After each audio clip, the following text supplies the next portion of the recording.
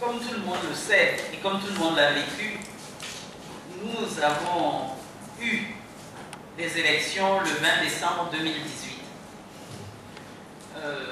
Ce n'est pas un non-événement. Ce n'est pas un non-événement parce que tout le monde sait dans quelles conditions se sont déroulées ces élections.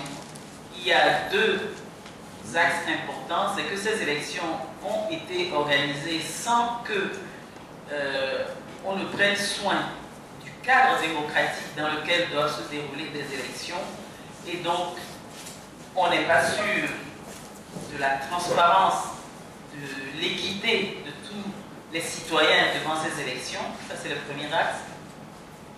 Le second axe, c'est la réponse des citoyens, et les observateurs savent que la participation moyenne sur l'ensemble du territoire était de l'ordre de 15%. Ça signifie qu'il y avait des endroits où on était à moins de 10%. Donc il y a eu des élections organisées comme on le sait, et il y a eu une réponse des citoyens qui devaient être les électeurs.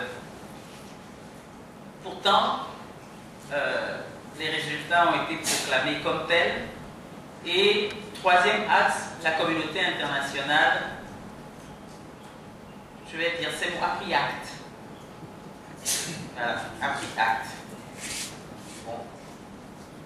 En français, ça veut dire ce que cela veut dire, mais dans la réalité, ça veut dire nous sommes d'accord. Donc voilà les trois points qui caractérisent et qui ont fait de cet événement un événement important, un tournant dans la vie des Togolais. Donc, maintenant on est au 20 décembre, il y a une assemblée, qui est sortie de ces élections, et donc nous devons maintenant analyser la situation que nous avons et voir quels sont les nouveaux défis que présente cette situation aux citoyens togolais. Voilà pourquoi nous sommes là, et je vais directement poser une question d'abord aux 4 personnes qui sont autour de la table. Alors, quelles leçons tirez-vous du 20 décembre, de cette élection du 20 décembre 2018, pour le pays, pour le citoyen? Alors je fais comment? Je vais d'abord prendre ma droite, comme ça, et puis comme ça, et la prochaine fois, je ferai. Donc, Père Afognon, je vous passe la parole. Quelle leçon tirez-vous?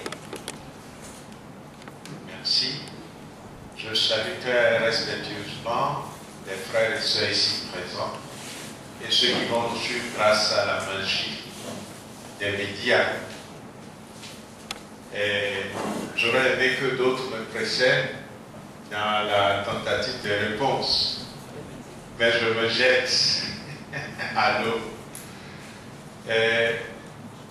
Un premier élément qui retient mon attention en tant que citoyen religieux et engagé dans la société civile après le 20 décembre, c'est que le pouvoir politique togolais qui assure la gouvernance du pays est capable de faire ce qu'il veut sans tenir compte de ce que les citoyens ou une partie des citoyens expriment comme volonté importante.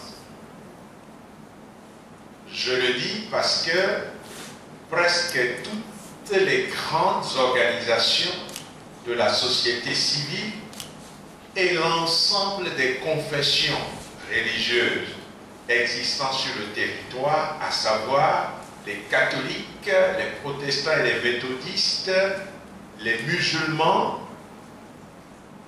toutes ces organisations ont souhaité le report des élections,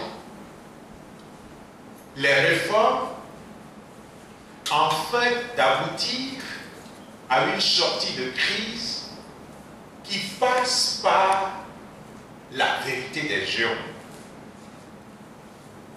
Du coup, je tire comme leçon que l'opinion nationale n'a pas du prix aux yeux des gouvernants togolais.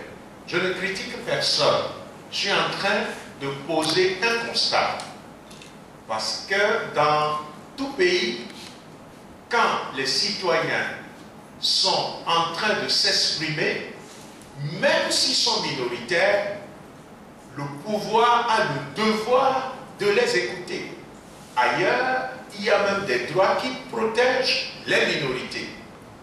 À plus forte raison, quand ils sont nombreux à dire la même chose, je crois qu'il relève de la démocratie et du b.a.-ba, du vivre ensemble, de les écouter. Deuxième leçon que je tire, c'est la maturité du peuple togolais qui ne veut pas que notre pays s'embrase et entre dans ce cycle infernal de la violence dont malheureusement le peuple est victime. La preuve, nous avons demandé à nos concitoyens de rester tranquillement chez eux, de ne pas sortir parce que l'organisation était telle que la violence était palpable. Il y a un camp qui devait arrêter les élections à tout prix. Il y a un autre camp qui s'est appuyé sur l'armée jusqu'à faire appel aux anciens combattants, l'armée de réserve, comme si nous étions en période de guerre, pour pouvoir cerner tout le pays. C'est face à cela que nous avons appelé nos concitoyens à rester chez eux. Et nous n'avons pas eu l'occasion d'observer les élections, mais nous constatons au moins, et toute personne plus ou moins honnête pourrait au moins supposer qu'une bonne partie des Togolais étaient restés à la maison. Je ne parlerai pas en termes de pourcentage, mais je crois qu'il y a une bonne partie qui était restée à la maison. Je m'arrête à ces deux leçons. Je peux dire d'autres, mais je risque de monopoliser la parole. Merci. Merci, Père. Vous avez